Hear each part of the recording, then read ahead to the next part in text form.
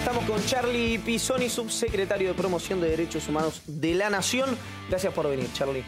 Primero que nada. Segundo, bueno, me imagino, siempre hay una cuestión que ya es un lugar común, pero también no resta recordar la alegría que da, recordar que es una política de Estado y demás, la recuperación de un nieto. Pero de alguna manera, ¿ustedes están pensando, usando una frase que usan los chicos ahora, que no se corte? Digo, ¿cómo está esa lógica vinculada al año que viene o al próximo presidente? Bueno, sí, la verdad es que primero, nada, estamos muy contentos, 118 nietos y otro hermano que se suma a esta gran familia y una familia que lo está esperando. Delia Giovanola es una de las fundadoras de Abuelas y estamos muy contentos por eso. Y nosotros hemos tenido reuniones con los organismos de derechos humanos, yo formo parte de la agrupación Hijos y estamos también muy preocupados por lo que puede llegar a pasar con la política de derechos humanos en el caso que gane Mauricio Macri, porque él ha demostrado en su gestión en el gobierno de la ciudad que las políticas, más que nada las políticas referidas a memoria, verdad y justicia, no están en la agenda política de él, mientras hay un gobierno nacional que querella y es parte de los juicios en todo el país. Hay un gobierno en la ciudad que contrata represores, como ha sido el caso de Jordana Testoni, Julio Cirino o Pedro Flórido, algunos de ellos condenados por delitos de lesa humanidad. Parezco Fantino, pero sí. ¿Hay condenados por delito de lesa humanidad trabajando en el gobierno de la ciudad? Ya no. Ya no, bueno, porque sufrió la condena, claro, pero antes de eso. Antes de eso habían sido contratados por el gobierno de la ciudad. Hay 3 casos emblemáticos como estos. No lo sabías.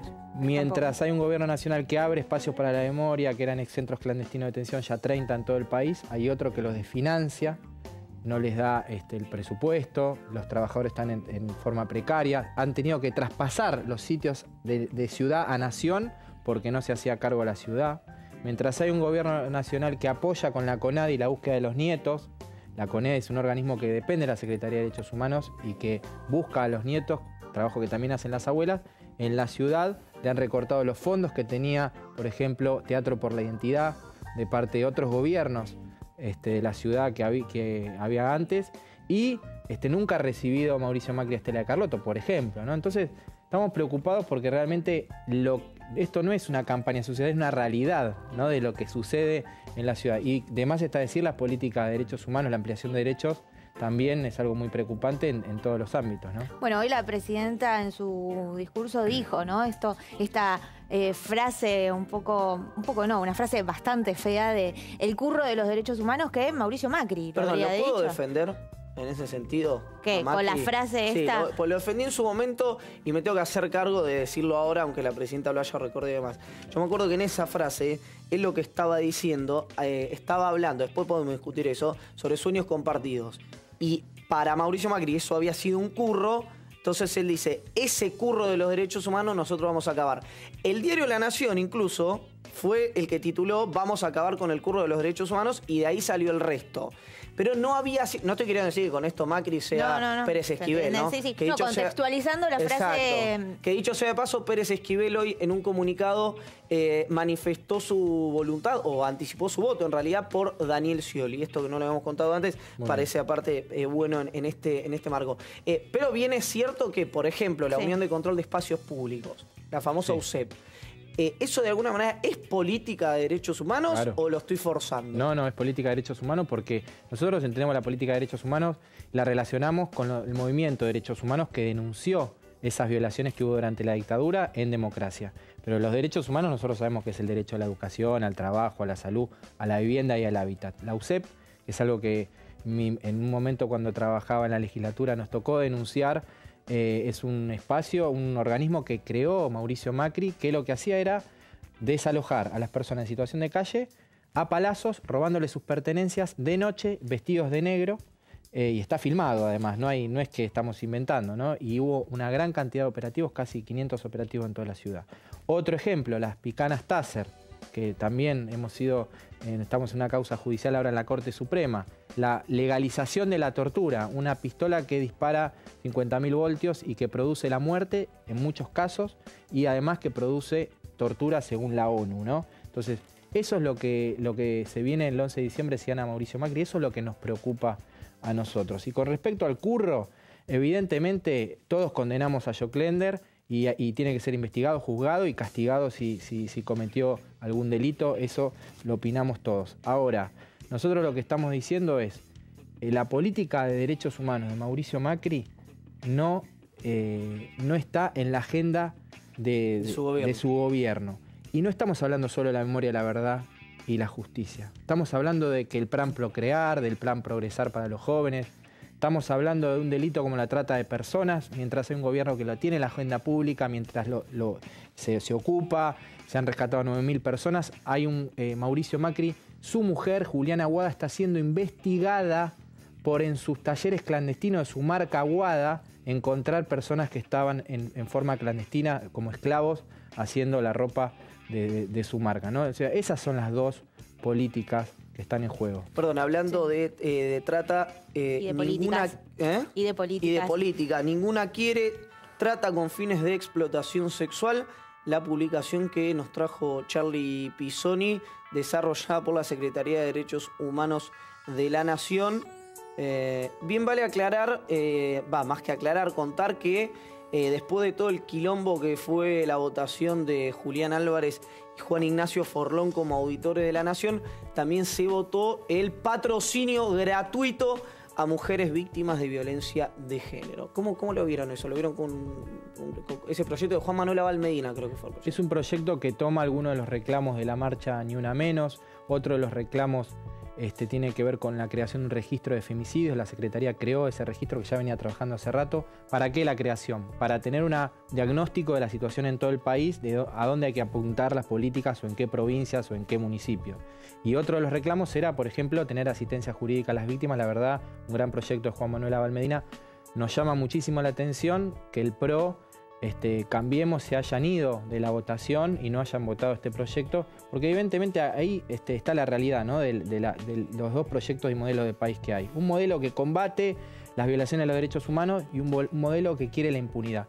En vez de Cambiemos deberíamos poner volvamos a la impunidad, porque realmente lo que quiere Mauricio Macri, cuando él el domingo habló después de cerrarse los comicios y dijo hay que dejar de mirar al pasado. Esa famosa frase que escuchamos mucho en algunos sectores de la sociedad y que está relacionada a esto, ¿no? A lo que dice, no, este gobierno solo mira para atrás, hay que mirar para adelante. Una gran falacia.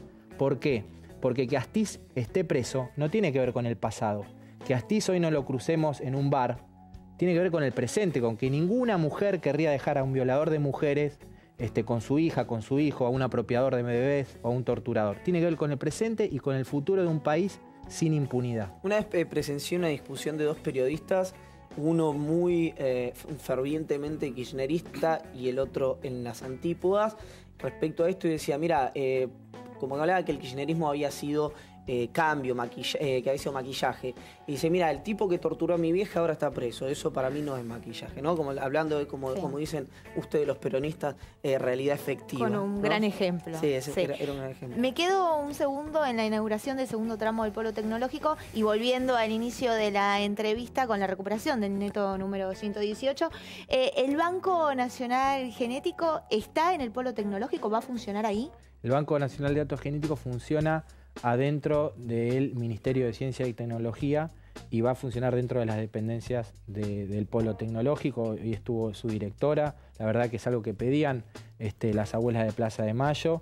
Y hay un dato muy importante, que todavía no están todas las familias en ese banco de datos, ¿no? Lamentablemente, porque no hay familias que no lo saben y demás, muchas veces también suele pasar esto, ¿no? Que solamente se cuenta con alrededor de 300, casi 300 familias y se calcula que fueron 500 los jóvenes apropiados, y muchas veces hay casos que hay muchos indicios y quizás no dan con ninguna familia. Charlie, hablemos de un poquito, iba a decir hablemos de política como si esto fuese, no sé, ONGismo, pero del balotaje, concretamente el 21 de noviembre, se lo comentaba Juanchi Zabaleta ayer, yo veía por lo menos hasta hace un par de días, ya no ayer, ya no hoy, ya no antes de ayer tal vez, como desesperanza en la dirigencia del Frente para la Victoria y una cosa semi-resuelta en la dirigencia de Cambiemos, pero que por abajo era lo contrario, ¿no? Que yo veía algo, ¿no? El casa a casa, el voto, el famoso voto a voto, que se estaba gestando dentro de la militancia kirchnerista.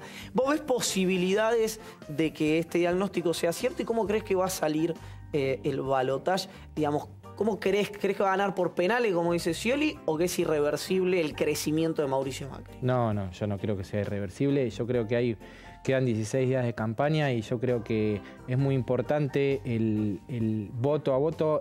Nosotros, el arma que tenemos hoy es la palabra.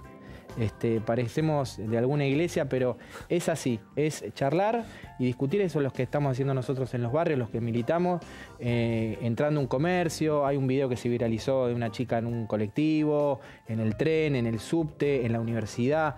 Eso es lo que tenemos que hacer, tratar de charlar con todas aquellas personas que no la pasaban muy bien años atrás y que han tenido grandes beneficios, sobre todo los invisibles de la sociedad, los que siempre fueron olvidados durante años y durante los gobiernos en la Argentina, y hacerles entender que si viene Mauricio Macri va a cambiar su situación, va a cambiar la situación colectiva, va a cambiar la situación de la familia, va a cambiar la situación individual. A mí me produce mucha felicidad a veces entrar a una carnicería del conurbano y ver a gran cantidad de personas comprando carne. A mí me tocó empezar a militar en los 90 y yo veía las ollas populares, veía como muchas de esas personas no tenían para comprarse un paquete de arroz, y la verdad me produce una felicidad muy grande porque nosotros militamos para que el pueblo sea feliz, y eso es lo que nosotros charlamos con los vecinos, con el comerciante, con el jubilado. No hay que dejar de perder ese objetivo, que es que este país va a ser más feliz si gobierna Daniel Scioli. Tengo una más muy cortita. ¿Sí? Sí, me dicen sí. Charly, bueno. Mira, a ver, algo que me llamó la atención. Yo tengo una persona conocida en desarrollo social que está laburando en territorio, por ejemplo, en Merlo, tratando la idea que la presidenta le había dicho a Alicia Kirchner de que vayan al territorio a recuperar los votos que se perdieron de 2011 para acá. Más o menos esa era la información que a mí me habían dado. Y me decían que en estas recorridas, gente a la que no le llegó el Estado, a las que estos 10 años no le llegaron, no le llegó el crecimiento a tasa china, no le llegó el precio altísimo de los commodities, etcétera, que vivían bajo 4 chapas en un municipio gobernado por un intendente oficialista, eternamente oficialista como Otacé. El discurso era: quiero que gane Macri, de algunos, ¿no? Pero lo que llamaba la atención, para que barra con estos negros, ¿no? Un discurso intraclase, digamos, gente en el decil más bajo de ingreso de la población peleándose contra gente en el decil más bajo de ingreso de la población. ¿Por qué te parece que llegó hasta allá el discurso modernizador, por ejemplo, que tiene Cambiemos? ¿Y cómo lo combatirían ustedes? No, evidentemente la campaña de Cambiemos es muy buena, hay que decirlo. O sea, es muy buena la campaña de no decir nada, de estar todos felices, todos contentos y no transmitir nada. Porque evidentemente, bueno, Vidal es gobernadora y Mauricio Macri es jefe de gobierno y tiene tantos diputados y tantos senadores y tantos intendentes, ¿no? La campaña es muy buena. Ahora, el problema es que por ahí un sector de la sociedad no está viendo qué hay atrás de esa máscara. Creo que estamos en un momento de la historia quizás que a nosotros que somos jóvenes nunca nos tocó vivir, que es las famosas patriadas. El 22 de noviembre se va a definir una patriada y yo tengo esperanza que este gobierno nacional y popular va a continuar, y creo que todavía si hay personas que opinan esto y si llega hasta ese lugar, evidentemente hay cosas que tenemos que cambiar, y esas son justamente los desafíos por delante. Charly, gracias. Muchas gracias. Charly Pisoni, subsecretario de Promoción de Derechos Humanos de la Nación, estuvo aquí en Criaturas Salvajes. Nos vamos a un corte. Ya regresamos con más Criaturas Salvajes. Porque así yo te encontré, buscando sin esperar.